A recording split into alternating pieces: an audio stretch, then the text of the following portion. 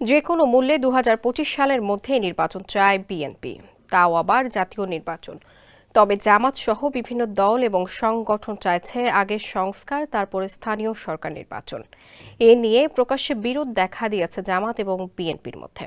এই নির্বাচন নিয়ে কথা উঠেছে অস্ট্রেলিয়ার সিনেট অধিবেশনেও। সম্প্রতি অস্ট্রেলিয়া পার্লামেন্টের উচ্চকক্ষের এমপি মিসেস বয়েড কথা বলেছেন বাংলাদেশের নির্বাচন প্রসঙ্গে। তিনি ২০২৫ সালের মধ্যেই নির্বাচনের বিষয়ে গুরুত্বারোপ করেছেন। দেশটির সিনেট অধিবেশনে অবিলম্বে একটি নির্বাচনী রোড ম্যাপ ঘোষণা করার কথা জানান তিনি। এ সময় সংসদ প্রেসিডেন্ট বরাবর কিছু প্রস্তাব তুলে ধরেন অস্ট্রেলিয়ান এমপি।